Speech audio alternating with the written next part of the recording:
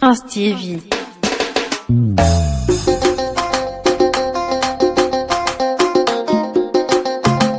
Prince TV.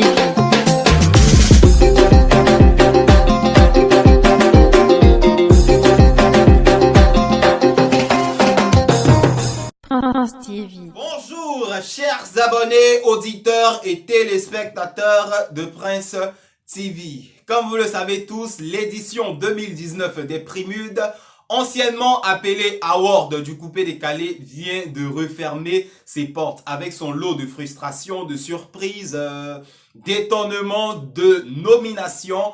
Et bien évidemment, au vu des différents résultats donnés ça et là, un mini décryptage s'impose comme l'année passée et au cours de cette vidéo, on va tout éclaircir autour de 5 grands points. Voilà, ça sera une vidéo méthodique, ordonnée. On va pas parler dans le vide, donc ça va se savoir.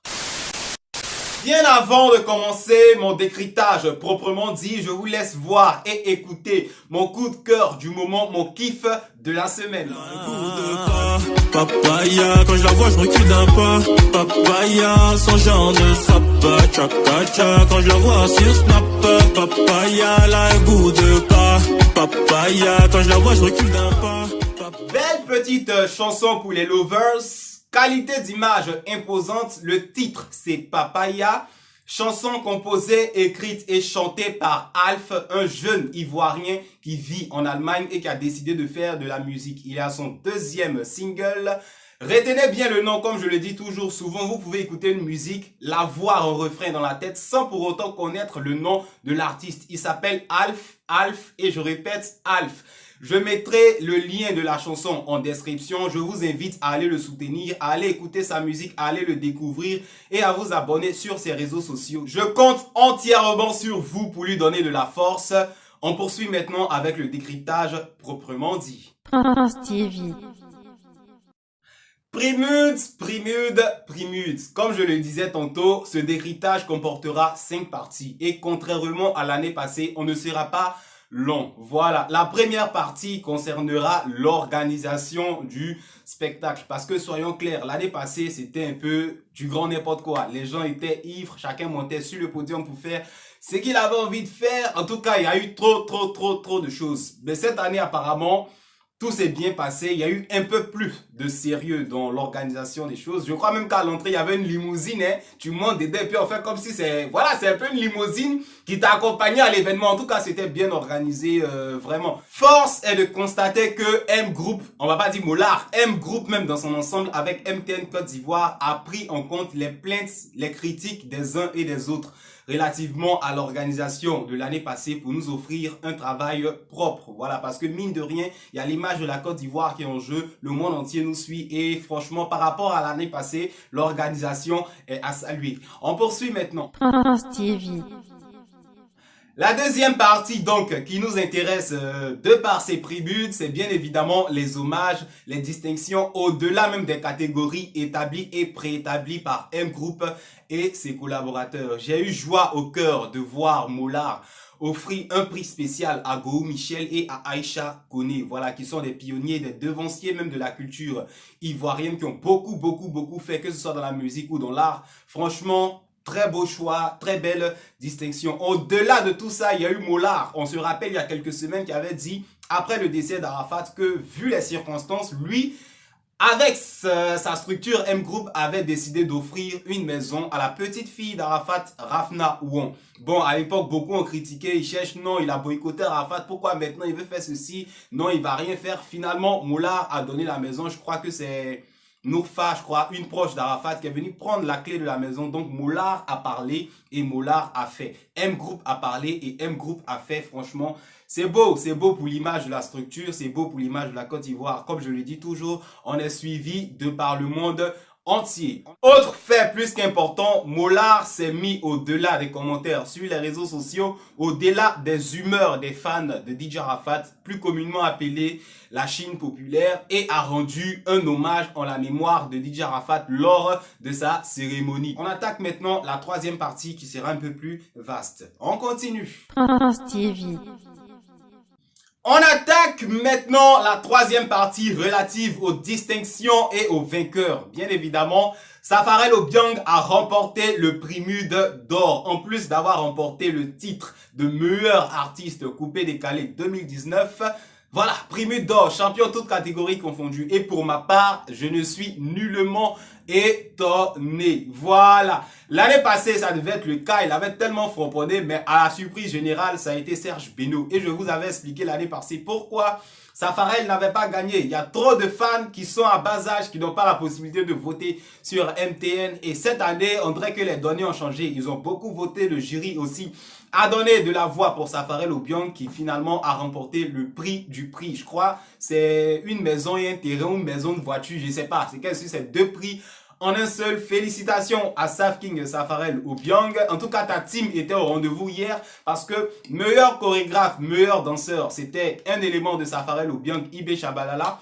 Très bon danseur de Safarel Obiang, fidèle à l'artiste depuis autant. Regardez les anciennes vidéos, vous verrez Ibé Chabalala. Et tellement la team Safarel Obiang était en tas, je crois que meilleur manager aussi est revenu à Madame Rita. Voilà, elle a une manière très particulière de travailler dans l'ombre.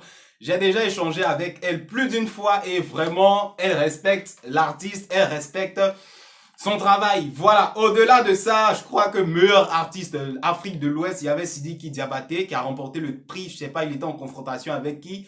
Mais bon, Champi Kilo, meilleur arrangeur, voilà, je sais pas, de Côte d'Ivoire ou du coupé décalé. Bon, il y a Bébé Philippe aussi qui est là. Cette partie-là, je n'ai pas trop compris. Bon, Champi Kilo aussi, c'est Champi Kilo, hein. Mais je sais pas comment ils se sont arrangés. Il y a les votes, peut-être que les gens n'ont pas voté ou peut-être que Baby Philippe était orienté ailleurs. Et pour terminer cette partie, Ramatoulaye a été fait meilleur humoriste chanteur pour l'édition de 2019. Je me rappelle que pour l'année passée, il était en ex-aequo avec Willy Dembo. Après, ils ont dû choisir par hasard qui est le vainqueur. Ils ont appelé quelqu'un comme ça. Dans le public, ça n'avait pas plu à Ramatoulaye qui s'était fâché. Hein. Ramatoulaye qui nous fait rire là, lui, s'est fâché en plein public parce que voilà, celui qu'ils ont appelé pour choisir le vainqueur ne l'avait pas choisi. Cette année, il a été élu meilleur de sa catégorie. On ne va pas déballer tous les vainqueurs parce que ça va faire long et parce qu'il y a une partie dédiée aux surprises, aux incongrus de cette organisation et ça va se savoir. On continue. TV.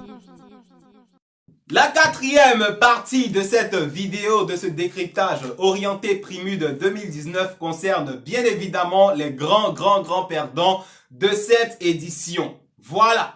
Serge Beno, rappelez-vous, il y a quelques mois, il a eu la maison, il était tout confiant, il appelait Arafat des Bordeaux, il appelait un peu tout le monde à venir compétir parce que lui, il était sûr et il avait même dit l'année prochaine, la prochaine édition, je remporte encore le prix. Malheureusement, Serge Beno est sorti zéro perdant, il n'a rien eu. Voilà. Après, certains diront que sa structure staff à Tori Music, en d'autres termes, les artistes qu'il produit ont eu des titres comme le rappeur Christo Boss, Mike Alabi, je sais pas. Voilà. Mais Beno, personnellement, il est sorti zéro. Après, il y a Ariel Chené aussi qui, sur 3 ans, a enchaîné le prix de révélation coupé décalé. Mais cette année-là, zéro, rien eu. Il était dans prix MUD d'or pour le prix du prix, mais malheureusement, Chené n'a rien eu. Pareil pour Baby Philippe aussi, qui est malheureusement sorti sans zéro. Malgré tout le talent qu'on lui connaît, malgré tout le professionnalisme qu'on lui connaît, Baby Philippe est sorti zéro. Néanmoins, il peut se satisfaire, sinon se consoler avec l'une de ses filleules, l'une de ses productions, qui a eu un prix, je crois, voilà, révélation, je crois, féminine, un truc comme ça. Voilà. José aussi, malheureusement, avec toute sa belle voix, tous ses beaux textes, est sorti zéro. On n'a rien compris. Vital, la patrona, qui avait l'habitude de tout rafler depuis le départ de Claire Bailly, qui était très sûre d'elle, hein, au vu de ses publications, de ses déclarations pour l'édition 2019, a malheureusement rien eu. Voilà. Grande perdante. Bon, Edoxy Yao aussi, je sais pas. Edoxy, vous n'avez rien donné à Edoxy. C'est compliqué. Bon, trop de choses. Voilà. Donc, il y a eu de grands perdants pour cette édition. En l'occurrence, Serge Beno, José, Baby Philippe, Ariel Chené, Vital et Edoxy Yao. Voilà. L'année prochaine, ils reviendront peut-être encore plus fort, ils se remettront au travail. Si là, la vie continue, le coupé décalé continue, vous avez l'opportunité de vous remettre au pas pour l'édition 2020. On continue. TV.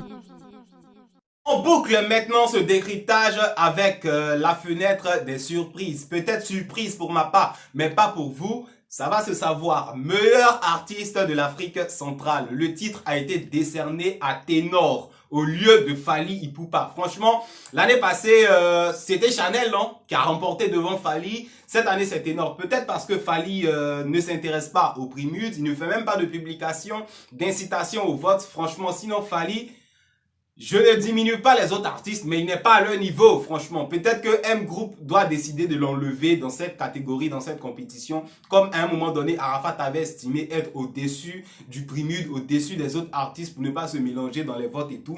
Franchement, je pense qu'il faut enlever Fally parce que on va pas comparer Fally avec Ténor, Fally avec Chanel et puis chaque fois, hein, il va pas s'intéresser parce que c'est pas son niveau. Lui, il est...